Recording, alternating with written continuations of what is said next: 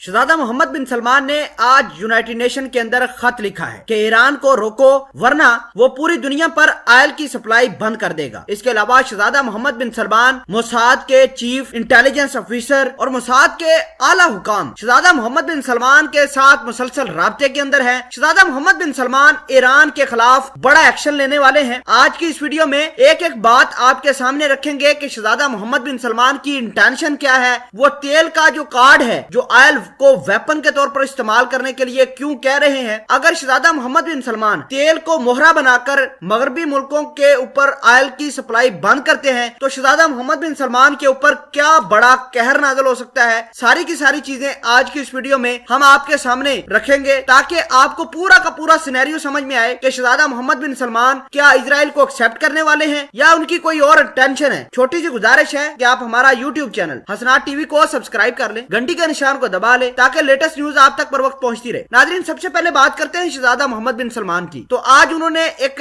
Letter लिखा है United nation के अंदर और खुसूसन सिक्योरिटी काउंसिल को टारगेट करके और फोकस करके ये कहा है कि ईरान से हमें बचा लो। अगर ईरान ने न्यूक्लियर वेपन बना लिए तो जाहिर सी बात है कि वो सऊदी अरेबिया को और इजराइल को नहीं छोड़ेगा। आजकल बहुत सारा मीडिया ये अलाप रो रहा है कि सऊदी अरेबिया के अंदर जो शहजादा मोहम्मद बिन सलमान, माइक पोम्पियो और नेतन्याहू की आपस में नेओम शहर के अंदर मीटिंग होती है, वो इजराइल को एक्सेप्ट करने के लिए होती है। तो दोस्तों ऐसा कुछ नहीं है। इजराइल के साथ तो सऊदी अरेबिया की सेटलमेंट बहुत पहले से है। शहजादा मोहम्मद बिन सलमान सिर्फ हिचकिचाते हैं सऊदी अरेबिया को ऑफिशियली तौर पर ये कहने में कि वो इजराइल को एक्सेप्ट करने जा रहे हैं, ये थोड़ा सा हिचकिचाते हैं, लेकिन मामलात बिल्कुल क्लियर हो चुके हैं। अब आपके दिमाग में सवाल आता होगा कि शहजादा मोहम्मद बिन सलमान ने जो नेओम शहर के अंदर मोसाद के चीफ, मोसाद के आला हुकाम नेतन्याहू, माइक पोम्पियो के साथ मुलाकात क्यों की। तो दोस्तों आपको ये बता दें, मुलाकात इस वजह से की थी ताकि वो ईरान को न्यूक्लियर पावर बनने से रोक सके। ईरान को दो बड़े मुल्क सपोर्ट कर रहे हैं बैक वक्त, एक चाइना और दूसरा रशिया। दोनों ही मुल्क ये कहते हैं कि जितना मर्जी न्यूक्लियर वेपन बनाना है बनाओ, हम दोनों यानी चाइना और रशिया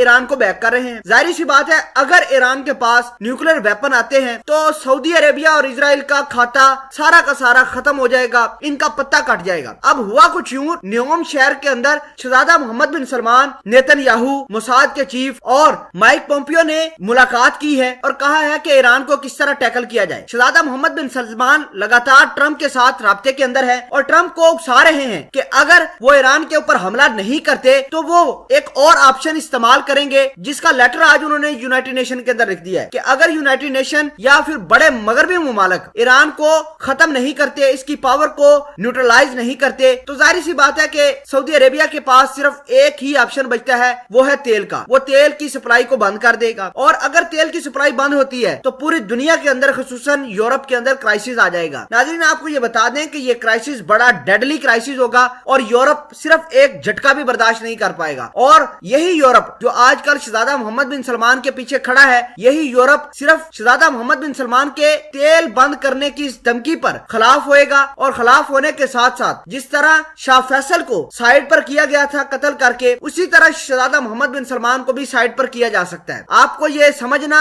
सोचना और देखना होगा कि यूरोप तेल का जो एक दचका भी बर्दाश्त नहीं कर सकता। यूरोप तेल के बगैर बिल्कुल तबाह हो जाएगा, इनकी जिंदगी मफलूज होकर रह जाएगी, किसी काम के नहीं रहेंगे।